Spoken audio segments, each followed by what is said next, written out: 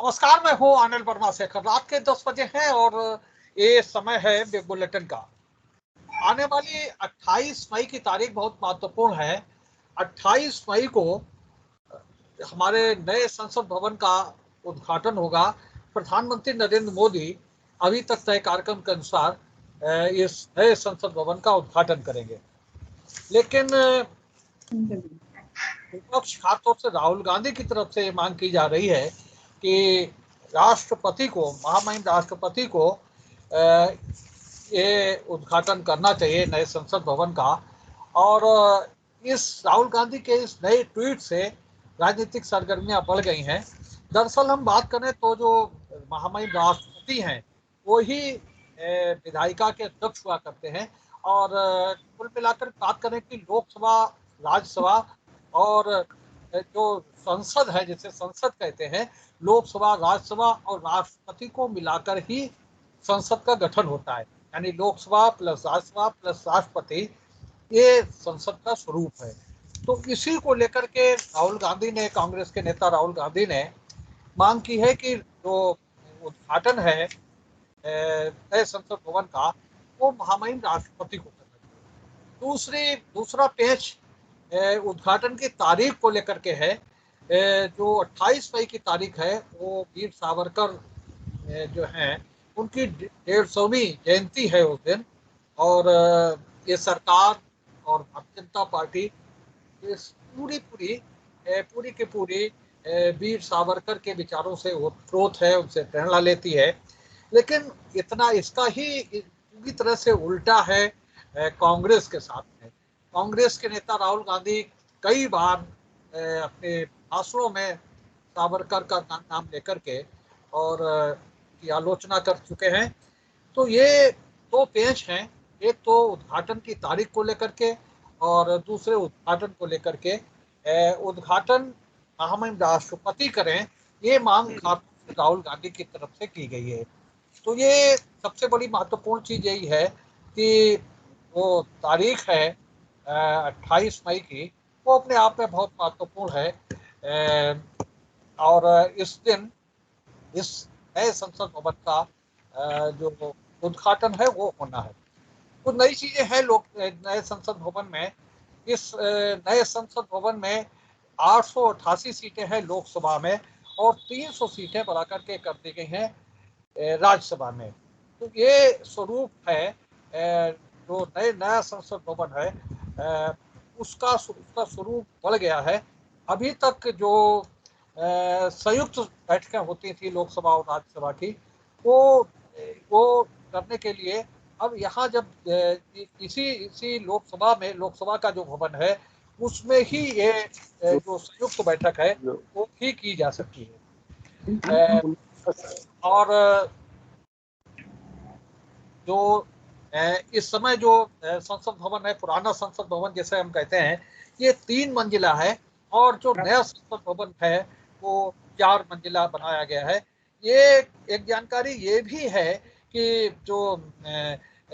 ये जो पुराना संसद भवन हम जैसे कहते हैं, इसे उस समय जिस समय इसका उद्घाटन हुआ था उस समय न तो प्रधानमंत्री हुआ करते थे ना राष्ट्रपति हुआ करते थे। वाइस राय के जरिए सरकार, ब्रिटिश सरकार चलाती थी और वाइस राय ने इसका उद्घाटन किया था। और ये उस समय उसके बाद में, काफी समय के बाद में, जब 1956 में जब आजादी के बाद की स्थिति है, तब इसमें 2 मंजिलें और जोड़ी गई थी। और तब इसको, ये जो पुराना संसद भवन है जो 28 मई के बाद में पुराना हो जाएगा, तमाम से हमारे राजनीतिक इतिहास का गवाह है। लेकिन अब ये बूढ़ा हो चुका है, इसकी इमारत कमजोर हो चुकी है, इसमें सुविधाओं की कमी है और यही कारण है कि नया संसद भवन बनाने की आवश्यकता पड़ी। 10 दिसंबर 2020 को प्रधानमंत्री जी ने इसकी नींव रखी थी और रिकॉर्ड समय में यानी 3 सालों में इसका उद्घाटन, इसका निर्माण कार्य पूरा हो गया है। और जो पुराना संसद भवन है, हमने जो बताया कि वायसराय ने समय लॉर्ड इरविन वायसराय हुआ करते थे, उन्होंने 18 जनवरी 1927 को ये इसका उद्घाटन किया था। लॉर्ड इरविन का कार्यकाल 1926 से 1931 तक है, और उस समय इसे हाउस ऑफ पार्लियामेंट कहा करते थे। तो ये 1927 में इसका उद्घाटन हुआ था। 97 साल पुराना है संसद भवन है, जो जो 28 मई को विधिवत पुराना घोषित हो जाएगा। 1200 करोड़ रुपए खर्च हुए हैं इस नए संसद भवन के उद्घाटन के निर्माण में, और ये तारीख 28 मई की आने वाली है। एक सबसे बड़ा सीक्रेट यही है कि 1956 में इसमें 2 मंजिलें और जोड़ी गई थी, ताकि जब आवश्यकता के हिसाब से, तो ये जो नया संसद भवन है उसकी जो लोकसभा है, इसमें ही संयुक्त बैठकें लोकसभा और राज्यसभा की हो जाया करेंगी, और उस समय इसकी कैपेसिटी 1280 लोगों के बैठने की हो जाया करेगी। तो ये बड़ी चीज है। 4 मंजिला भवन है, 1200 करोड़ रुपए इस पर खर्च हुए हैं, 3 साल में इसका निर्माण पूरा हुआ है। बताते हैं कि जो पुराना संसद भवन है उसे वो 1921 से 1927 यानी 6 साल के बीच में, 6 साल में बन करके तैयार हो पाया था। लेकिन प्रधानमंत्री नरेंद्र मोदी के अथक प्रयासों से कह सकते हैं कि इस नए संसद भवन का निर्माण कार्य 3 साल में पूरा हुआ है। तो अब तारीख उद्घाटन की नज़दीक आ रही है, लेकिन राजनीति शुरू हो गई है। राहुल गांधी ने ट्वीट करके एक नई राजनीति शुरू की है और कहा है कि इसका उद्घाटन महामहिम राष्ट्रपति को करना चाहिए, और उद्घाटन की तारीख को लेकर भी पेच है।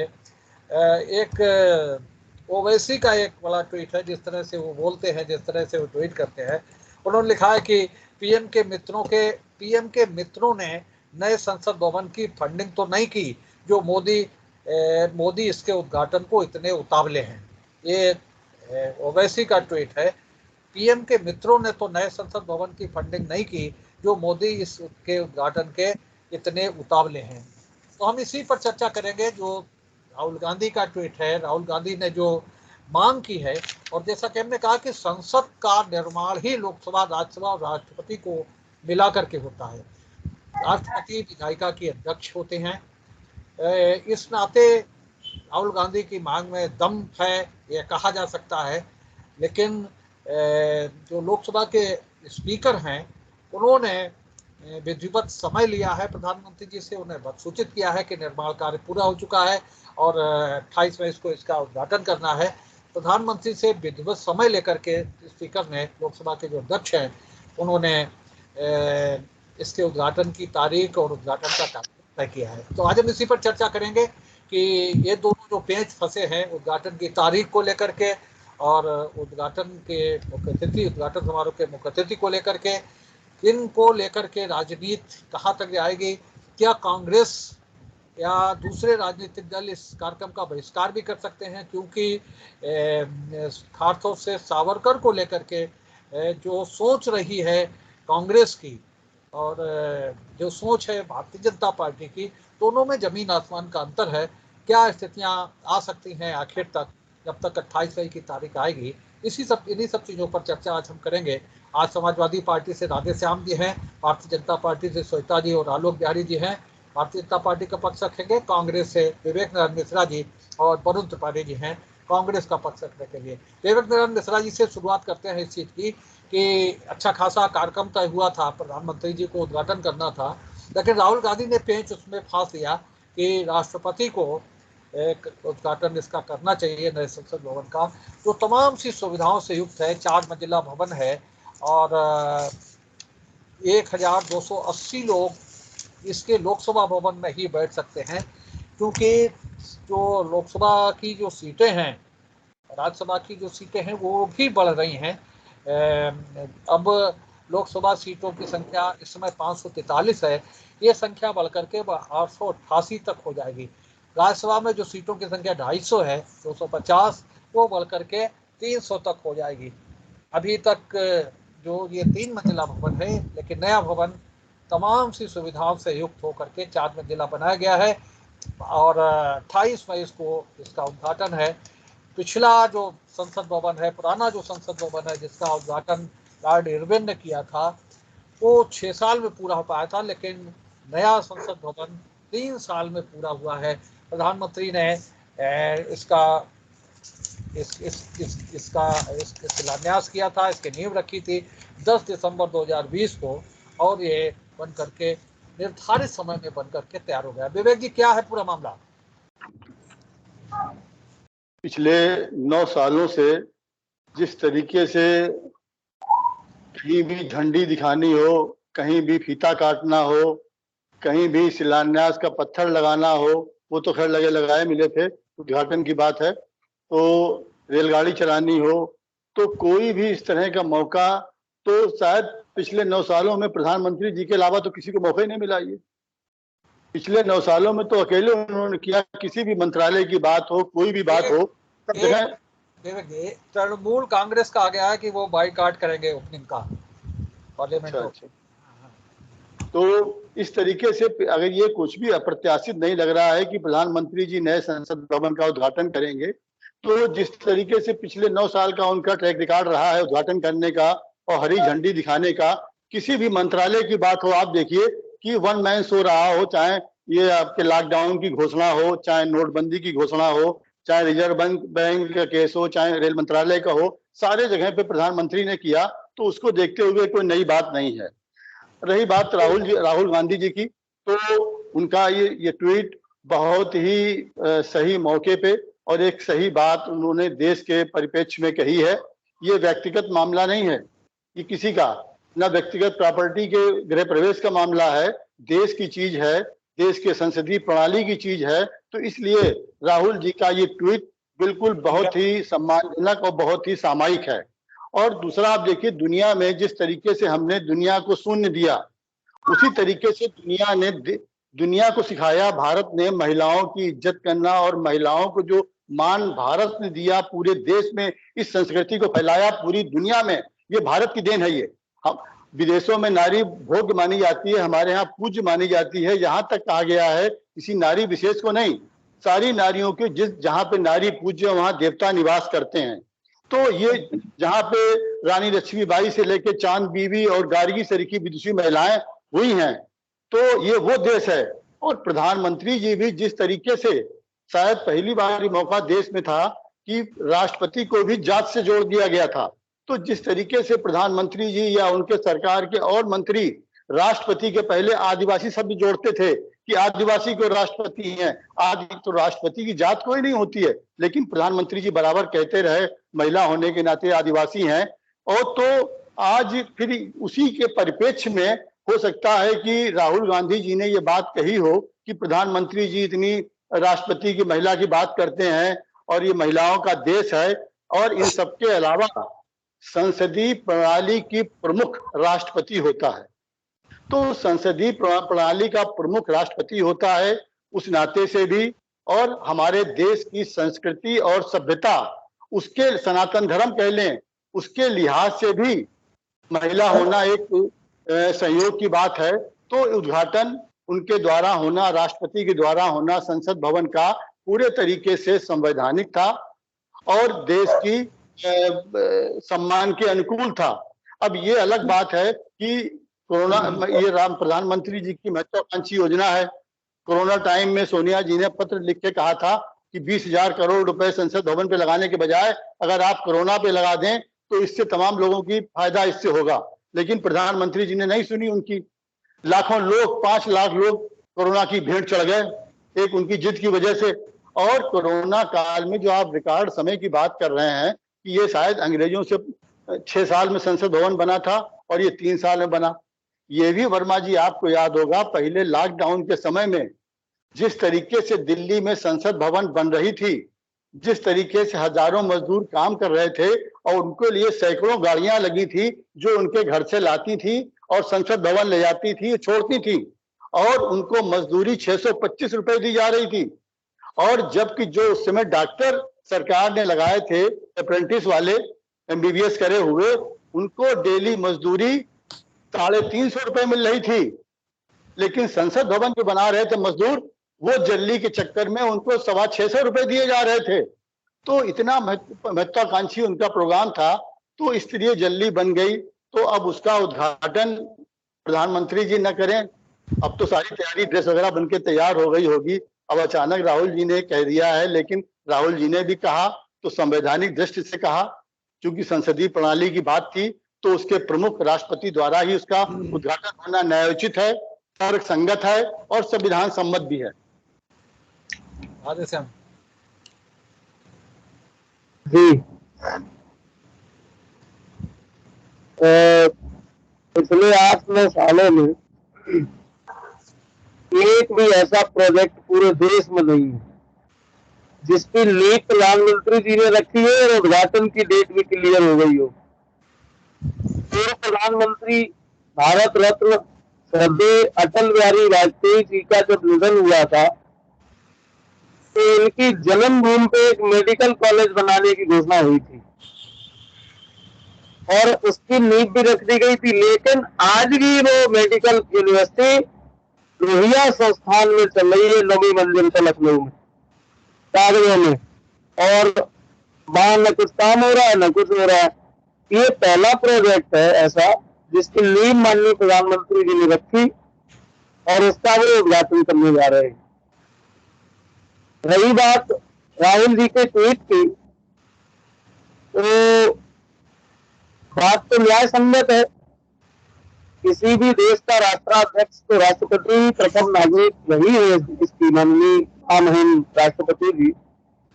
और जब नया संसद भवन बन के तैयार हुआ है, तो देश के प्रथम नागरिक को ही ये अधिकार होता है, ये हक है कि उसका शिलान्यास वो करें, मतलब लोकार्पण करें। और इसमें उन्होंने कोई ऐसी लालसा भी नहीं राहुल जी ने दिखाई कि इसमें उनके दल का कोई नेता हो या वो अपनी पार्टी के किसी नेता के द्वारा उद्घाटन कराने की मांग कर रहे हो। वो इस देश की महामहिम राष्ट्रपति हैं। अगर ये मांग की गई है तो इसमें गलत क्या है? क्या उनका महिला होना दोष है? महिला है वो इसलिए उनसे उद्घाटन नहीं कराया जाएगा? क्या वो आदिवासी हैं, पहले तन से शोषित है, आदिवासी है, अगर वो उसका शिलान्यास करेंगे तो पता नहीं क्या हो जाएगा, ऐसा कुछ है। अगर इस तरह की राजनीति भावना, कुंठित भावना से भारतीय जनता पार्टी राजनीति करेगी, तो फिर काहे का सम्मान आपने दिया किसी दल, किसी जाति को या किसी वर्ग को, कि हमने आदिवासी महिला को राष्ट्रपति बनाया? किस लिए बनाया? कि हम फीता काटेंगे तुम ताली बजाओ? अगर वो महामहिम है इस देश की, तो उनको महामहिम वाला सम्मान भी तो मिलना चाहिए ना। अब आप इसी डिबेट में आप एंकर हो और अभी पैनलिस्ट कोई कहने लगे कि अब आप बोलिए, अब आप बोलिए, तो आप फिर यहाँ बैठ के क्या करोगे? उसी तरह से वो महामहिम है जब इस देश की, तो सारे जो विधायिका की जो भी सिस्टमेटिक है उनके सबके वो चेयरपर्सन है, उनका हक भी है और अधिकार भी है कि वो करे। अब क्यों नहीं भारतीय जनता पार्टी ये सब करना चाहती है? ये भारतीय जनता पार्टी की मानसिकता है कि वो महिलाओं को, आदिवासियों को उस दृष्टि से नहीं देखते हैं कि वो उस भवन का लोकार्पण करें। इसलिए मैं राहुल गांधी जी के इस बयान का पूर्ण रूप से समर्थन करता हूं। ये न्याय संगत, संविधान संगत बात है और ये उनको माननी ही चाहिए। रही तारीख की बात, तारीख से बहुत ज्यादा आपत्ति इसलिए नहीं होनी चाहिए कि एक तारीख में बहुत सारे काम होते हैं। कभी इतिहास में कोई काम हो गया, वो अपने काम से पहचाना जाएगा। जो आज के डेट में ये काम हो रहा है वो अपने काम से पहचानी जाएगी। लेकिन सावरकर की जो आपने कहा कि सावरकर की सोच, वो भाजपा की सोच में और उनकी सोच में जमीन आसमान का फर्क रहा है। जो रियलिटी है वो प्रदर्शित होगी हमेशा। इतिहास को कितना भी छुपाया जाए, एक जगह किताब में तो ये भी छप गया कि बुलबुल पे बैठ के कहीं जाते थे, हमें आज तक पता ही नहीं लगा वो बुलबुल कौन सी थी जिसपे आदमी बैठ जाता हो और बुलबुल उड़ भी जाती हो। तो ये सब चीजें ऐतिहासिक है, पता नहीं कहाँ से तोड़ मरोड़ के पेश कर दी गई है। और ये संसद भवन का उद्घाटन महामहिम राष्ट्रपति जी को करना चाहिए। ये न्याय संगत और संविधान संगत बात है। हम उनके बयान के पूर्ण रूप से समर्थन में हैं। आलोक जी। शेखर भाई अभी हमारे दोनों साथी कह रहे थे तो मुझे बड़ा अचंभा हो रहा था, और कैसे कैसे कुतर्क प्रस्तुत कर रहे थे। 28 तारीख जो आ रही है ये देश के गौरवशाली क्षणों में गिनी जाएगी। उस पर गौरवान्वित होने की जगह पे ये सब लोग कैसे कैसे कुतर्क ढूंढ करके ला रहे हैं, ये समझ से परे है। राजनीति इस स्तर पे पहुंच जाएगी मुझे समझ में नहीं आता। अब आप ये देखिए कि 100 वर्ष पुरानी हो गई कोई इमारत, उसमें हमारी लोकसभा अध्यक्षा डॉक्टर मीरा कुमारी जी थी, उन्हीं की सदस्यता में कमेटी गठित की गई थी कि 100 साल पुरानी बिल्डिंग हो गई है, इसमें कहीं ना कहीं हमारे सदस्यों को किसी प्रकार की सुविधा, खतरा, अन्य समस्याओं से जूझना पड़ता है, इसलिए एक नई संसद भवन होना चाहिए। एक समिति भी गठित की थी, उसने अपना ये प्रस्ताव भी दिया था। खैर ये सब सकारात्मक बिंदु हैं, इन्हें सकारात्मक चर्चा नहीं करनी है। अब आप ये देखिए कि जो ये ऐतिहासिक इमारत जो राष्ट्र की धरोहर के रूप में 28 तारीख को राष्ट्र को समर्पित होने जा रही है, तो ऐसा व्यक्ति सुझाव दे रहा है इस देश के प्रधानमंत्री को जो उस संसद का सदस्य भी नहीं है।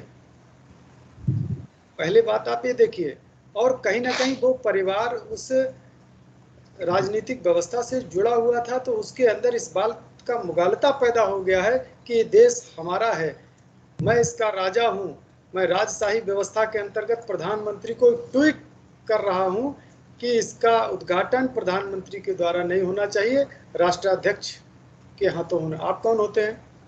आप तो पार्लियामेंट के सदस्य भी नहीं है, पहली बात। दूसरी बात ये कि आप ये देखिएगा कि इसकी पूरी आप जब पृष्ठभूमि पर जाएंगे तो कहीं ना कहीं ये कांग्रेस के पेट में दर्द होना स्वाभाविक है, इनकी आय प्रभावित होगी, ये प्रमुख बिंदु है जिसको शायद मीडिया अगर एनालिसिस करेगी तो देखेगी, क्योंकि बहुत सारे केंद्रीय सरकार के मंत्रालय प्राइवेट बिल्डिंगों में चल रहे हैं। ये नए संसद भवन में उस प्रकार के सभी मंत्रालयों को, उनके सचिवालयों को उसी में अटैच कर दिया गया है, जिससे कि उनका सैकड़ों करोड़ रुपए का किराया, जो कि तथाकथित छद्म कांग्रेसी एंड वामपंथी इनके सबके भवनों में चलता था, और करोड़ों किराया महीने वसूला जाता था केंद्र की सरकार से, वो सब दुकानें बंद होने वाली हैं। और बहुत सारे ऐसे कार्य होते थे कि जब इस कोई भी केंद्रीय नेतृत्व फैसला लेता था, सचिवालय उसका दूर होता था, किसी प्राइवेट बिल्डिंग में होता था, तो कहीं ना कहीं गोपनीयता भंग होती थी। ये कांग्रेस की साजिश रही कि बहुत सारे जो केंद्रीय कार्यालय थे वो इनके प्राइवेट बिल्डिंगों में चलते थे। अरे पी चिदम्बरम का आप उदाहरण ले लीजिए कि 10 वर्ष तक मंत्री रहे, अपनी पत्नी के साथ बंगले में रहते रहे और सरकार से किराया लेते रहे 20 लाख रुपए प्रति माह। ये तो सब रिकॉर्ड है। ऐसे बहुत सारे मंत्री, बहुत सारे ऐसे मंत्रालय हैं जो तथाकथित कांग्रेस के जो बड़े नेता रहे उनके निजी भवनों में, निजी कार्यालय बिल्डिंगों में वो सब कार्यालय चल रहे हैं, उसका करोड़ों ये सब रुपया किराए के रूप में लेते हैं। तो अब आप देखेंगे कि देश का बहुत ज़्यादा धन बचने वाला है, गोपनीयता जो भंग होती थी उस पर अंकुश लगने वाला है। ये कांग्रेसी और वामपंथियों के जो बड़ी बड़ी बिल्डिंगें थी जिनमें किराए के रूप में मोटा धन केंद्र सरकार से वसूलते थे, वो भी बंद होने वाला है। तो ये तिलमिलाहट है। जब इसकी जब शिलान्यास किया था माननीय मोदी जी ने, तभी ये सुप्रीम कोर्ट पहुंच गए थे कि संसद भवन नहीं बननी चाहिए, लेकिन वो सुप्रीम कोर्ट ने इनको लताड़ा, और लताड़ने के बाद आज संसद भवन 28 तारीख को देश को समर्पित हो रही है। हम सभी साथियों से अनुरोध करते हैं, पूरे देश की जनता से अनुरोध करते हैं कि जिसे अपनी इन संसदीय परंपराओं पर विश्वास है, जहां पर वो निर्णय होते हैं, वो नीतियां बनती हैं, ऐसा भवन अगर राष्ट्र को समर्पित होता है तो चाहे वो कांग्रेस के संसद सदस्य हों, चाहे राज्यसभा सदस्य हों, चाहे किसी भी पार्टी के हों, सभी लोग आमंत्रित हैं। उस उद्घाटन समारोह में सभी लोग आइए, उत्सव का क्षण है, उत्सव मनाइए। हम सब लोग मिलकर के देश को एक नई संसद भवन दें, ऐसा हम सब लोग एक मैसेज दें, ना कि एक टांग खींचने वाला कार्य ना करें, इसका कुप्रभाव पड़ेगा और आपकी पार्टियों पर ही पड़ेगा, ये भी मान लीजिए। भरत त्रिपाठी। देखिए, जिस तरीके से राहुल जी ने उठाया, बिल्कुल सही प्रश्न उठाया। आप देखिए कि हर जगह तानाशाही चल रही है। अभी हमारे तमाम साथियों ने बताया, बड़े साथी ने, किताब किस तरीके से नोटबंदी से लेकर तमाम ऐसे मंत्री जी ने, जिसका कैबिनेट में किसी भी मंत्री को साथ में लेकर या विचार करके कोई भी नहीं, उसी का अपेक्षा की अभी देखिए 2000 का नोट बंद किया। तो ये जो राष्ट्रपति भवन, ये कहीं ना कहीं लोकतंत्र का मंदिर है। ये कहीं ना कहीं महिला राष्ट्रपति जो हैं उनका कहीं ना कहीं अपमान है। आदिवासी समाज से आती हैं, पूरे देश में महिलाओं का अपमान। देखिए, ये तो तानाशाही डिक्टेटरशिप वाली बात है। और हमारे भाजपा के साथी ने कहा कि राहुल जी साहब संसद सदस्य भी नहीं है और साहब पार्लियामेंट के भी सदस्य नहीं, तो कांग्रेस के पेट में दर्द। कांग्रेस के पेट में दर्द नहीं, जनता साहब देख रही है। आपने कहा कि साहब आय प्रभावित होगी, सरकार आपकी है, हमें क्या दिक्कत? हमें तो इस बात की खुशी है कि चलिए संसद भवन बना। इस तरीके माननीय प्रधानमंत्री जी इसके ऊपर कर रहे हैं, ये दुर्भाग्यपूर्ण। दूसरी चीज, आप देखिए कि भाजपा के राष्ट्रीय अध्यक्ष, कितनी बड़ी जनहानि हुई कोरोना काल में, और आप साहब कांग्रेस के पेट में दर्द बताते हैं। मदुरई में राष्ट्रीय अध्यक्ष जी जाते हैं, जेपी नड्डा जी, और मंच पे खड़े होकर साहब कहते हैं कि 90% एम्स का काम हमने पूरा कर लिया है। आपने शायद वीडियो देखा होगा। इतना बड़ा झूठ शायद ही बात पहली बार किसी पार्टी के राष्ट्रीय पार्टी के किसी राष्ट्रीय अध्यक्ष ने साहब इतने बड़े मंच से बोला हो। जब धरातल पे लोग, हमारी पार्टी के लोग जाते हैं तो साहब वहाँ रेगिस्तान का मैदान दिखाई पड़ता है। तो इतनी बड़ी जनहानि होने के बावजूद, उसके बाद पीएम केयर फंड की आप समझिए कि आप कहते हैं कि पेट में दर्द होगा कि इतना धन बचेगा। पीएम केयर फंड का जो धन है वो सार्वजनिक जो लोग नहीं कर पाए, प्रधान सेवक जी नहीं कर पाए, और आप साहब यहाँ बैठ के बड़ी बड़ी बातें करते हैं। तो कहीं ना कहीं पूरी तरीके से कोरोना काल में लोग मर रहे थे, लाशें तैर रही थी, उस समय साहब राष्ट्रपति भवन आपने बनाया, ठीक किया, लेकिन उस बुरे दौर में कम से कम हिंदुस्तान की जनता का भी ख्याल रखना चाहिए था। ये दुर्भाग्यपूर्ण है। और राहुल जी ने जो प्रश्न उठाया बिल्कुल सही उठाया। महिला राष्ट्रपति महोदया का कटवाना चाहिए, उसका उद्घाटन करवाना चाहिए। भाई साहब, मैं सबसे पहले अपने सपा के प्रवक्ता को धन्यवाद देना चाहूंगी कि इन्होंने ये दावा नहीं कर दिया कि इसका शिलान्यास हम ही ने किया था और ये क्रेडिट ले रहे हैं। इसके लिए इनका धन्यवाद कि इन्होंने माना कि शिलान्यास भी हमने किया है और उद्घाटन भी हम ही करने जा रहे हैं। और मैं इतनी देर से सुन रही हूँ इस बात को, मुझे ये नहीं समझ आ रहा है श्री राहुल गांधी जी ने इस विषय पे ये प्रश्न चिन्ह क्यों उठाया। किस हैसियत से? क्या वो संविधान विशेषज्ञ हैं या उनसे पूछा कि इसका उद्घाटन किससे करवाना चाहिए?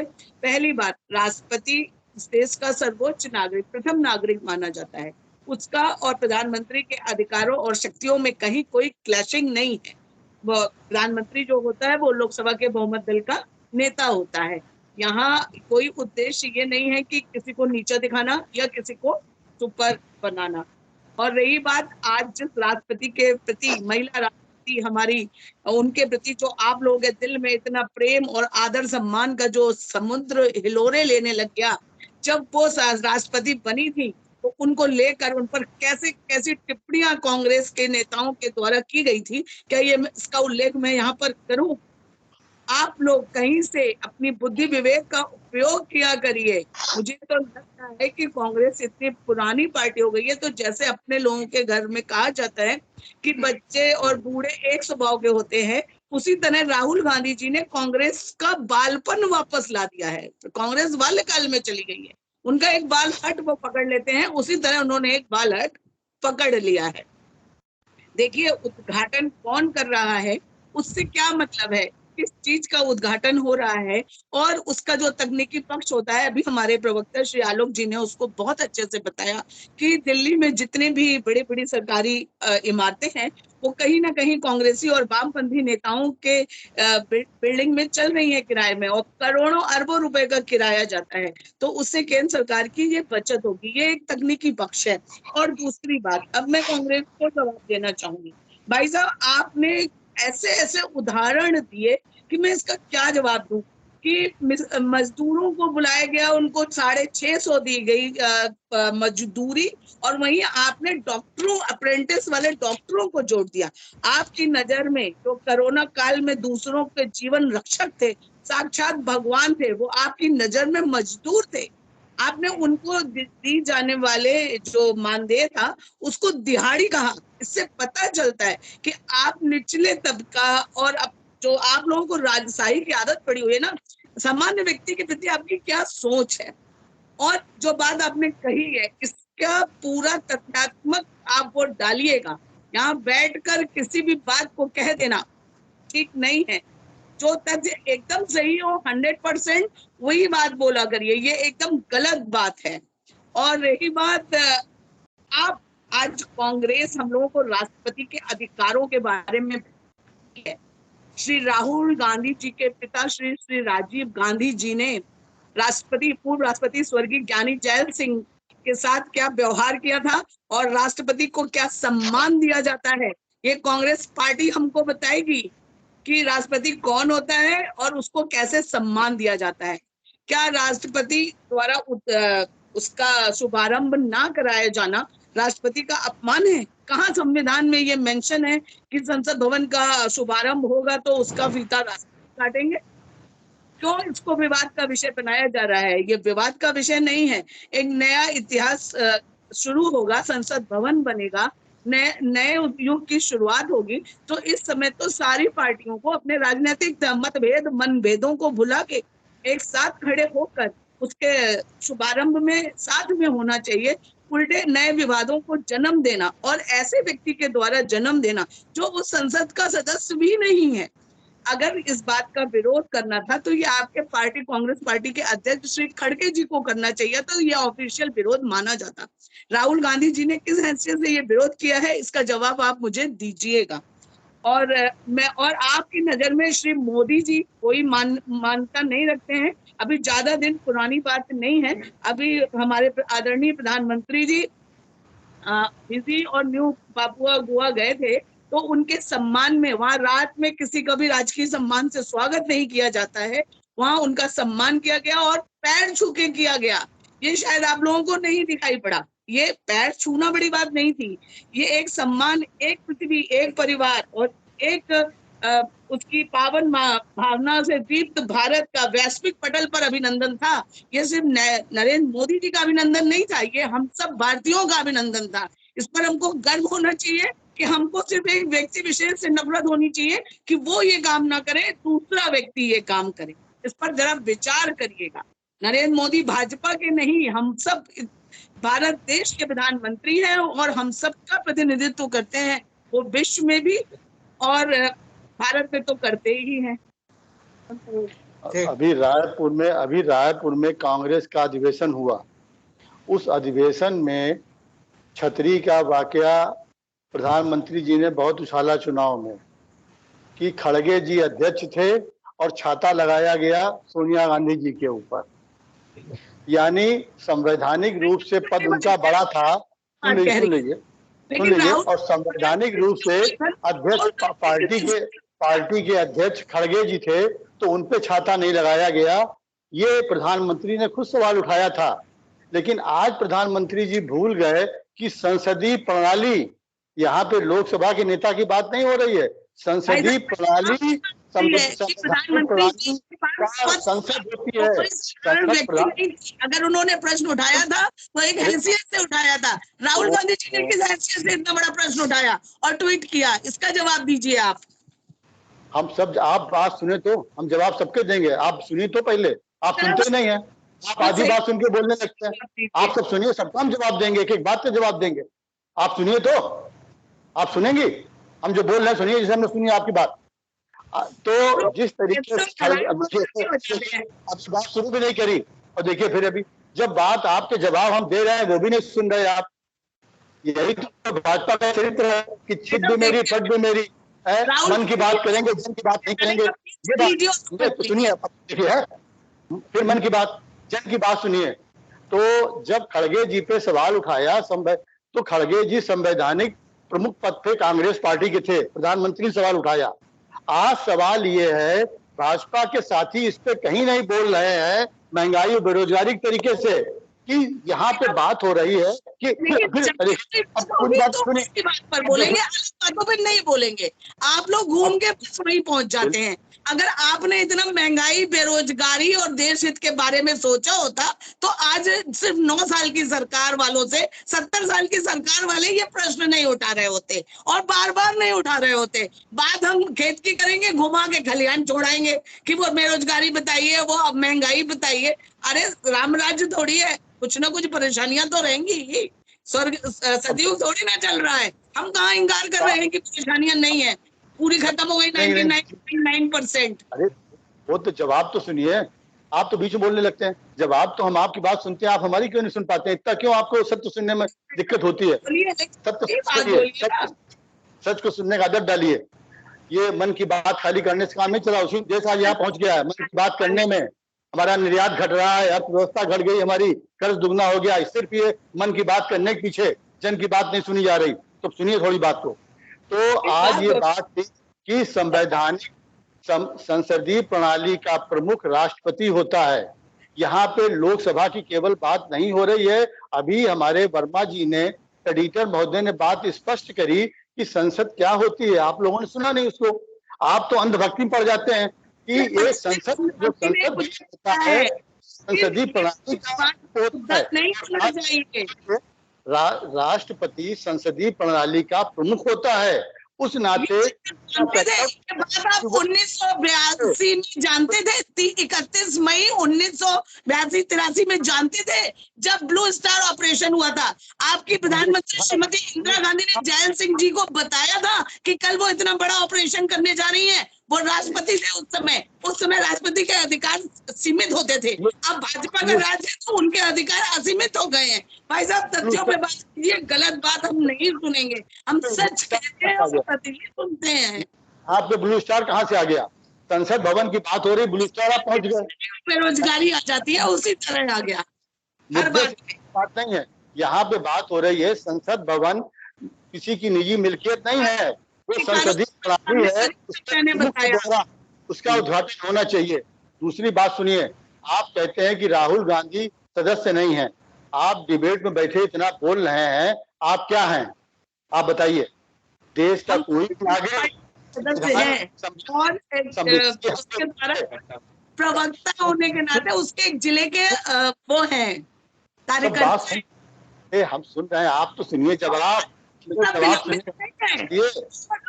की आप बात कर रहे हैं, उसी संविधान के द्वारा बनाए गए कोर्ट से उनको सजा मिली है। अपने मामले में संविधान नहीं मानते, दूसरों के मामले में संविधान की दुहाई देते हैं। भाई साहब, क्या मैं राहुल गांधी जी की तरह भारतीय जनता पार्टी से हटाई गई वो क्या आप उदाहरण भी दे रहे हैं और आप कह रहे हैं चुपचाप सुनो भी। मैं कैसे सुनूं इस बात को?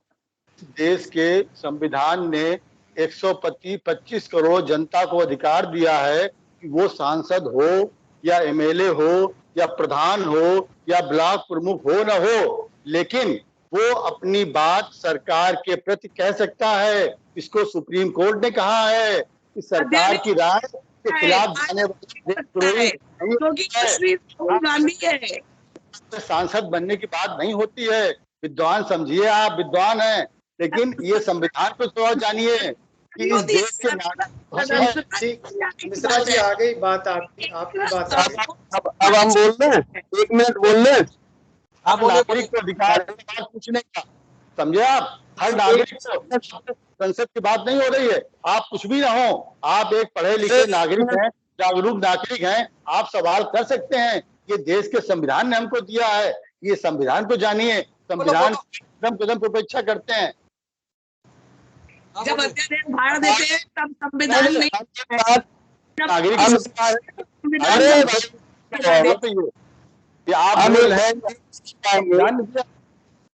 हम एक बात ये कहना चाहेंगे, नहीं है तो उसके बारे में बात करते हैं, वो बात आप कह सकते हैं प्रधानमंत्री से। ये देश की खूबी है। ये राहुल गांधी जो माली सांसद की आप बात कर रहे हैं, इस तरह की आप हल्की बातें करते हैं इतने महत्वपूर्ण मुद्दे के ऊपर। आप इसका जवाब दीजिए कि संवैधानिक प्रमुख राष्ट्रपति होता है और संसद भवन एक संसद नहीं है खाली, वहां पे राज्यसभा पूरा उसका एक कार्यक्रम होता है प्रणाली। सिंह जी राहुल जी ने नहीं दी उनके सारे अधिकार सीमित थे।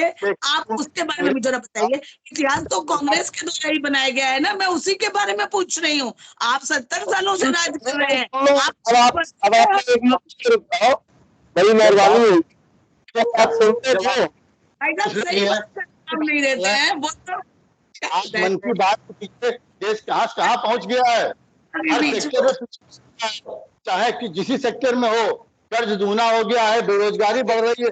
मन की बात के पीछे आप केवल मन की बात बोल लीजिए एक मिनट। हाँ हाँ जल्दी से बोलिए। हम एक बात ये कहना चाहेंगे, हमने सवाल किए, आपने बड़े इम्तिनान से जवाब दिया। अब आपके सवालों का जवाब हम दें तो सुनना और फिर बाद में जवाब देना, क्योंकि जवाब आ नहीं पाता है, बात अधूरी रह जाती है। अरे अब सुन लीजिए। पहली बात तो ये है कि हम भारतीय जनता पार्टी से तो यही उम्मीद करते थे, महिलाओं के प्रति, आदिवासियों के प्रति, दलितों के प्रति, शोषितों के प्रति उनकी जो सोच थी वो उनके प्रवक्ताओं के द्वारा निकल कर आई है। लेकिन हम भारतीय जनता पार्टी की महिला पैनलिस्ट से ये उम्मीद नहीं करते थे कि वो भी महिलाओं के पक्ष में बात नहीं रखेंगी। दूसरी बात ये नहीं, और दूसरी बात ये बात कह देना, ये दोनों माननीय प्रवक्ताओं के द्वारा कही गई कि राहुल गांधी ने किस हैसियत से कह दिया, अरे भाई ये डेमोक्रेटिक कंट्री है, यहाँ अपनी बात को कहने के लिए जरूरी नहीं कि राजा के घर में पैदा हो, आप पार्लियामेंट मेंबर हो, आप राजा हो तभी कुछ कह सकते हो। यहाँ फटी हुई कमीज पहने हुए अरविंद केजरीवाल जंतर मंतर पर प्रधानमंत्री के खिलाफ बोले और देश की जनता ने उनकी बात को सुना और सरकार झुकी उनके सामने। अन्ना हजारे किसी पार्टी के किसी भी जगह के किसी वार्ड के मेंबर नहीं थे, वो इस देश की जनता उनके साथ खड़ी हुई। अंग्रेज अगर बापू से कह देते तुम क्या हो तो कैसे काम चलता। आज अगर हम रामदेव बाबा जी से कह देते कि काला धन के मामले में आप कौन हो, क्यों मानने आए हो काला धन, सरकार उनसे कह देती, फिर क्या जवाब होता। ये सब चीजें नहीं चलती है। देश का नागरिक, और आपने क्या कहा, माननीय प्रधानमंत्री जी से व्यक्तिगत गल्ला है और आप कह रहे हैं कि हमारे भी नहीं आपके भी हैं। अगर हम अपने प्रधानमंत्री को कोई राय दे रहे हैं, कोई सुझाव दे रहे हैं, उसके द्वारा लिए गए निर्णय पर सहमति या असहमति जता रहे हैं, तो इसमें हम वामपंथी हो गए, पाकिस्तानी हो गए, देशद्रोही हो गए, आप हमारी हैसियत पूछेंगे, पैमाना लेके। ये सब चीजें नहीं चलती एक डेमोक्रेटिक देश में। और राष्ट्रपति की अधिकारों की बात आपने कहा कांग्रेस ने क्या किया, अभी आप हमारा उदाहरण दे दोगे, समाजवादी के समय ये हुआ। हमसे अच्छा आपको जनता ने समझा तभी तो आपको चुना ना, कांग्रेस से अच्छा आपको समझा तभी तो आपको चुना, और जो कांग्रेस कर रही है वही आप करोगे। तो फिर जनता ने उनको हटा के आपको क्यों बैठाया, जब वो उन्होंने जो किया वही आपने किया। तो कम से कम समानताएं ही हैं जब दोनों में, तो फिर जनता के निर्णय लेने का मतलब क्या रह गया। इसलिए सुनो, आपने कहा शेखर भाई